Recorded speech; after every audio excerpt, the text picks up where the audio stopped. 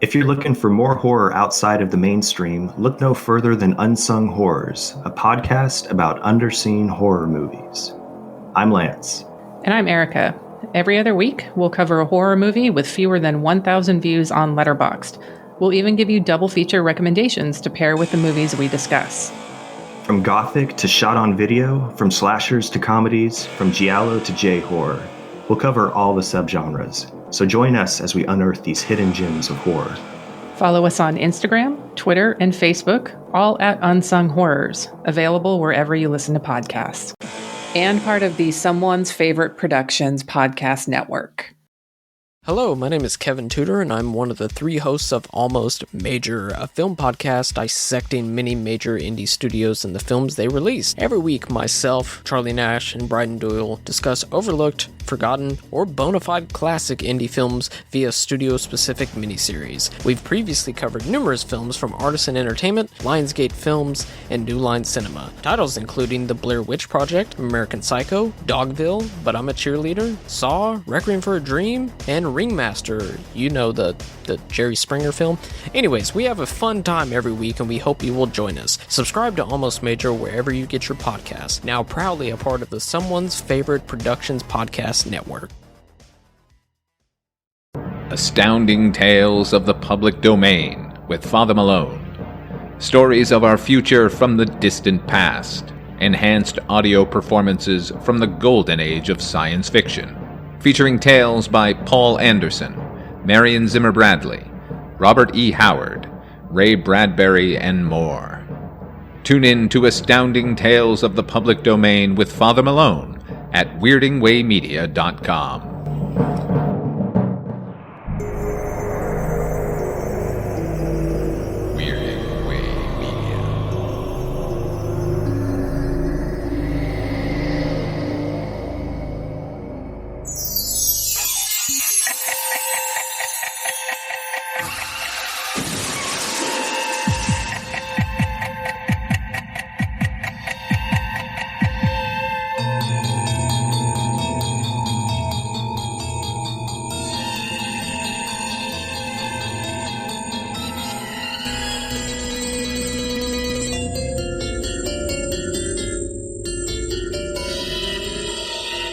Hi there, I'm Chris Dashew.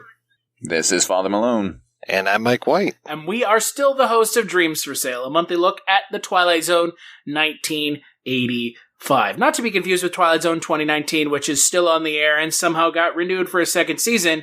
If you want to hear us talk about that show, we did a bonus episode about the first two episodes last episode. However, on this episode of Twilight Zone 1985, we are going to be talking about the seventh episode of the show, which was broken up into two segments known as Teacher's Aide and Paladin of the Lost Hour. We are told damned places exist, buildings where madness permeates the very bricks and mortar. We're told that sometimes dedication and kindness can purge the evil from those walls.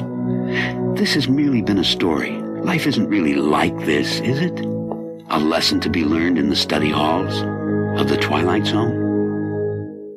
Teacher's Aide was the first half of this episode. It aired on November 8th, 1985. It is written by Steve Barnes, directed by B.W.L. Norton, and stars Adrienne Barbeau as a teacher at a gang-filled school who ends up getting possessed by a gargoyle. Oh, what a segment it is. Isn't it spectacular? It is truly, truly something. Some teachers, they bring a baseball bat to school, or principals, but no, Miss Peters, she gets possessed by a gargoyle, and that's how she cleans up this inner-city school.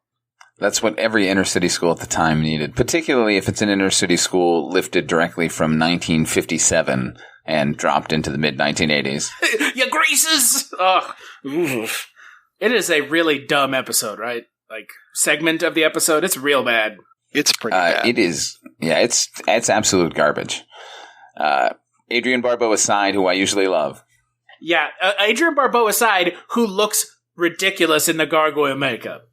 Yeah. Are we talking about her in the full makeup, or just her whenever she's possessed of the gargoyle? Because it's pretty similar. Well, I'm talking about at the end when the kid is stuck in the room with her and she's jumping around. Goodness. It is so laughably bad. I can't believe someone was like, yeah, let's do this. Let's have absolutely zero explanation for anything that occurs, including what is the name of the gang? It's so stupid. Oh, I don't remember. Anyone remember? It was so long ago that we watched this episode. All I know Chris is had been prepared on April 2nd. Yeah, right. That's not true. That's a lie. That is not a lie. Why are you calling me a liar? Why are you saying I wasn't prepared? Because you weren't. This is hurtful. You know what? I'm feeling ganged up upon here. This is all fake news. I think the Furies are ganging up on you. Yeah, the baseball Furies. I don't remember the gang name. However, I do know that one of the gang members is named Wizard, and Miguel Nunez Jr. is named Trojan, which is of course. Yeah, Miguel Nunez Jr., who is known for playing gang members, like in Return of the Living Dead, where he played another character with a one-word name, Spider, and then when he was in Friday the 13th: A New Beginning, he played Demon. So great. Yeah, these schools in the 1980s were out of control. Right? I mean, Stand and Deliver. What was the one? There was like a whole series. The Substitute. There's a whole series. Dangerous Minds. Well, yeah, I think that kind of capped it out. And then, but even like Class of Nukem High and stuff were playing upon that whole idea of the classrooms are dangerous. These kids are turning against us. These are young toughs, man. All these young toughs running around. Hell yes. It is a real dumbass episode. The principal with Jim Belushi? Yeah. Sorry. Oh my God, yeah.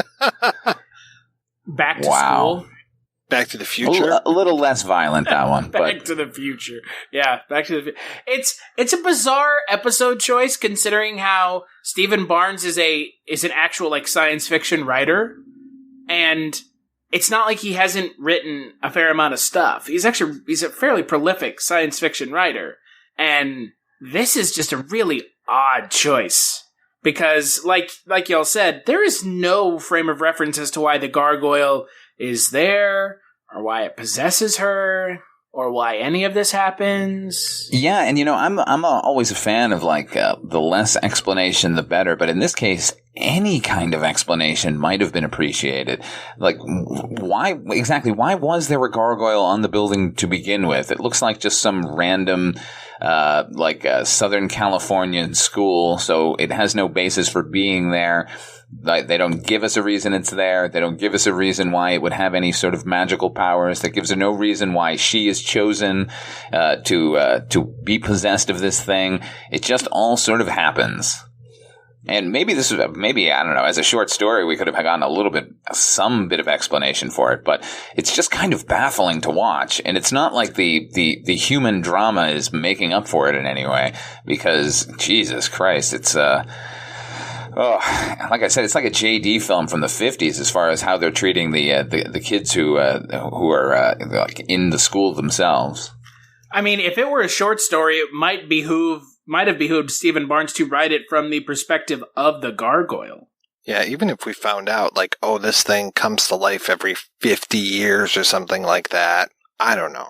Yeah, that trope, that ripped off trope, right? Right, exactly. Every 32 years, it has to get 3 people in their pituitary glands, and then it goes back to sleep.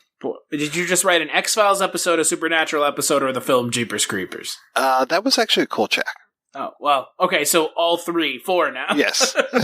All 4 things were all... And you know what? I honestly, as much as we're making fun of that trope, that trope would have worked a lot better in this episode than I think we maybe give it credit for.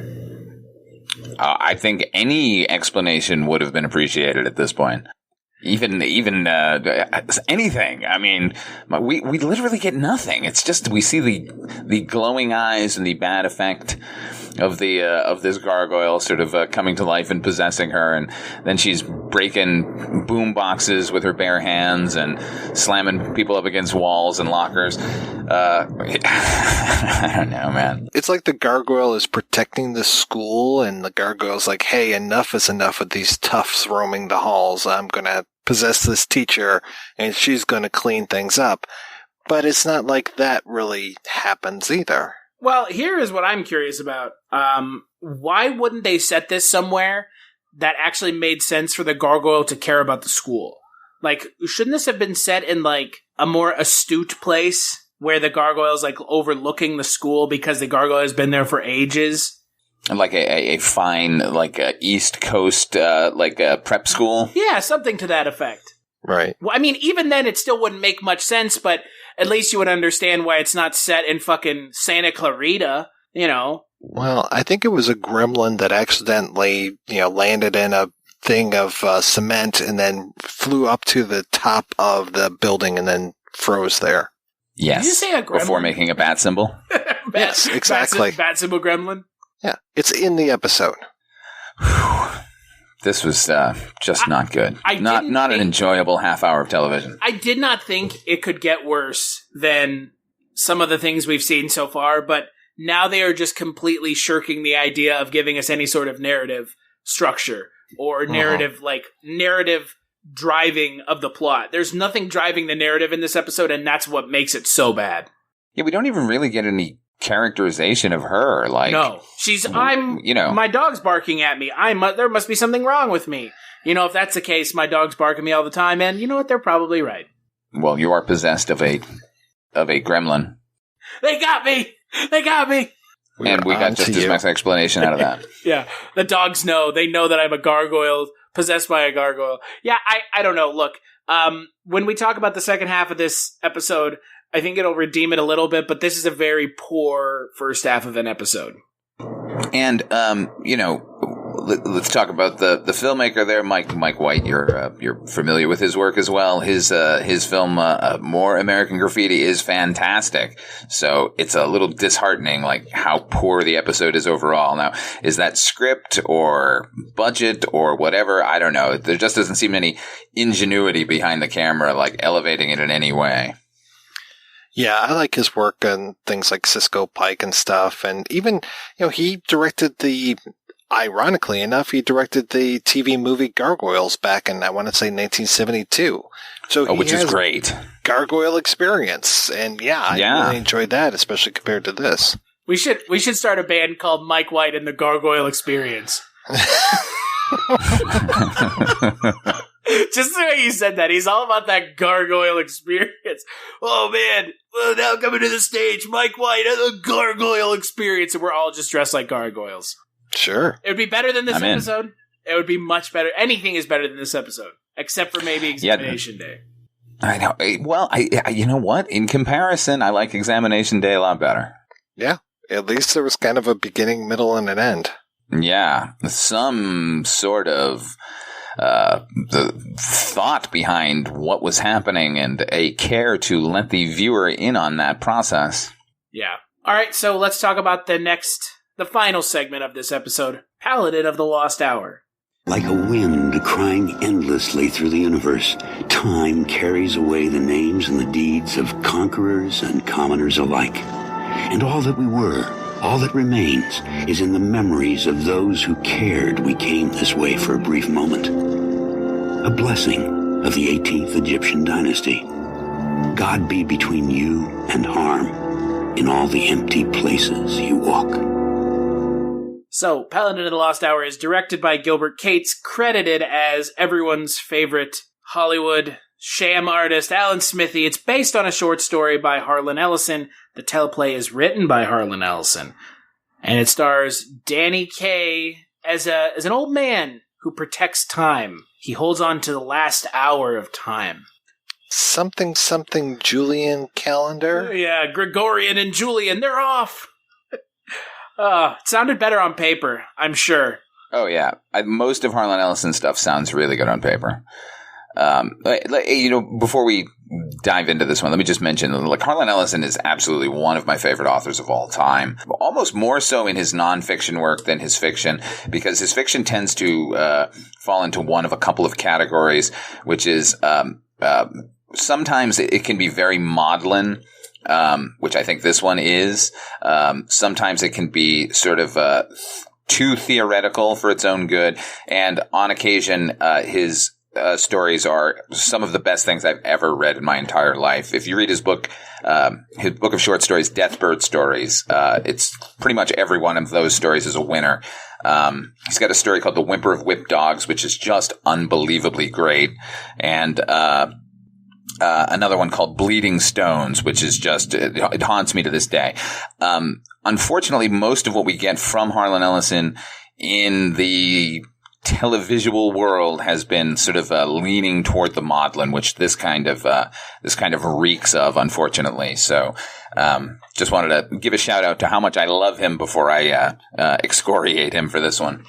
Well, I mean, look, he wrote the short story that Teleplay was based on, or Teleplay, Jesus. He wrote the short story that Shatterday, the first segment in the first episode of the show, was based on. So he gets a pass, but this is not great, but it's also paired with Teacher's Aide. It is way better than I think even I thought it was going to be, considering how Alan Smithee is the one who directed it.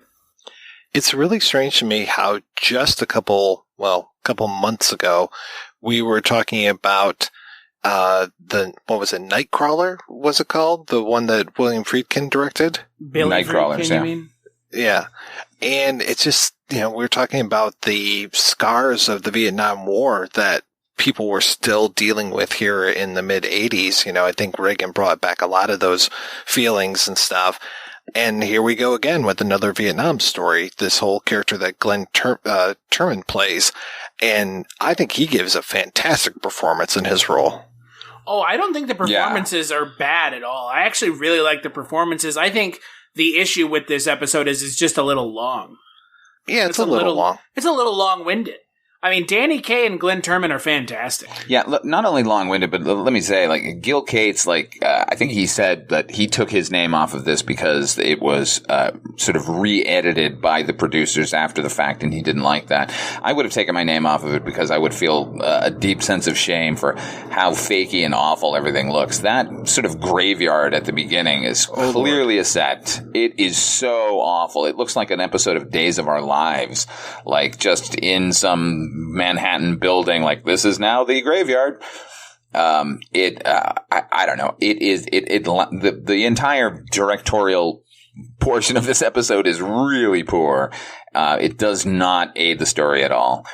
And, I know Harlan Ellison's one of these writers who it's you're going to film everything I write, but, as fantastic it is to see, someone, enact their sort of Vietnam story. It is a visual medium, and I'm always wondering why we're not just shown what we should be seeing. It's not a radio drama. That was another sort of issue I had with it. I'd rather just see what actually happened as a viewer instead of having a character tell it to me if you can show it to me. Show me, don't tell me. It's the most basic rule of screenwriting. Yeah, but Glenn Turman in that scene where he's talking about what happened in Vietnam actually did a really good job. No, I'm not questioning his performance. I'm just saying, the episode feels long because it's effectively two characters sitting in a room talking. I mean, sometimes they go outside and talk. Sometimes they're in a different place and talking. But it's effectively just two characters talking for the entire goddamned episode. My Dinner with Andre. These days they would go back in time and show when the calendar was switched over and have some sort of visualization of that lost hour and those kind of things. Just, I'm picturing the beginning of Tomb Raider or some sort of horseshit like that. Scorpion King. I just wonder with an episode like this, I mean, obviously Gil Cates realized his kind of discontent with it, but I guess I have to wonder if they really thought that this was an interesting enough story to adapt into, on screen. And I guess they thought so, but, I can't imagine it really is. Because it ends up just kind of falling flat at the end for me. A little bit. Not very much, but it does kind of fall flat at the end. I think it's one of these writerly concepts that other writers really respond to, where you find a sort of wrinkle in lore where, when you look back at these calendars, there's this, a missing hour here. So what can we do with that? How can we sort of fantasize that out? And it is an interesting concept, but, I don't think this particular story does anything to sort of elevate the notion. It's the notion is sound, but the drama is kind of flat. And the stakes aren't, and the other thing is the stakes aren't really made very clear until like the last minute of the episode. And that, I think, is the other issue that I have. Everything is made aware at the very end. A drama-free episode. Yeah, everything is made aware at the cemetery at the end. And, like, that's not particularly exciting. There needs to be some stakes. Because throughout the episode, Danny Kaye is just doing things. And then at the end, he's like, oh, by the way, this is why I'm able to just do things. It's like, okay. Okay, Pop. Yeah, exactly. Like, the stakes. It's just disappointing that there are no stakes in this episode. Yeah, I mean it's a good enough short story, but like how about like put a different story on top of the story that it is, you know, like a different writer, a different perspective might have been able to help. I do like the idea of like him testing him at the end. It's like very Willy Wonka-esque. Charlie, my boy, you did it! Like it was that whole Willy Wonka and the Chocolate Factory thing. It worked, but again, I mean, it happens effectively in the last 5 minutes of the episode. It's like, come on, please, get with it. Yeah, how about a little less time making dinner together, a little more time giving us some stakes for what this actually means. Also, I understand Danny Kaye was a real dick to work with. I wouldn't be surprised. I mean, I just remember watching the commentary for this episode, like, you know, like years ago, where they were saying, like, everyone was so excited to have Danny Kaye there, and then once he was there, he was sort of just not very giving as an actor to Glenn Turman. That's a shame. It's super helpful considering how, you know, they are supposed to have chemistry throughout the entire episode.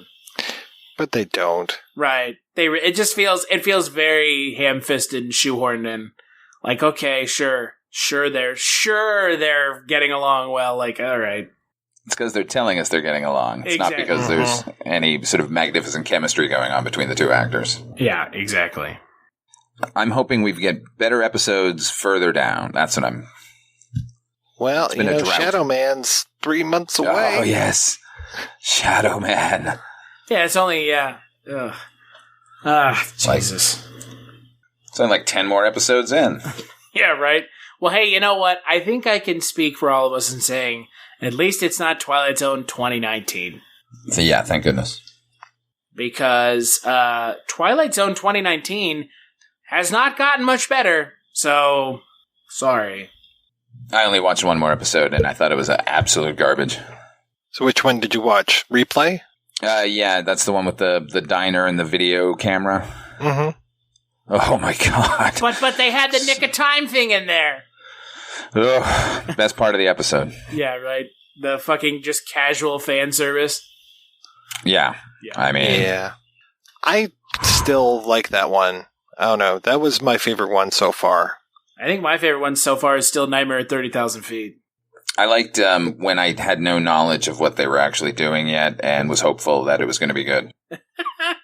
So you liked it before you realized that this was a thing?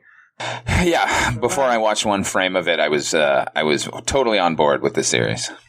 Well, I think like we said in that episode, a lot of this series is feeling more and more like a bait and switch. Jordan Peele's involved, but not really. Well, so far I think my least favorite episode is the fourth. The Traveler episode. God. Oh my God. Oh my God.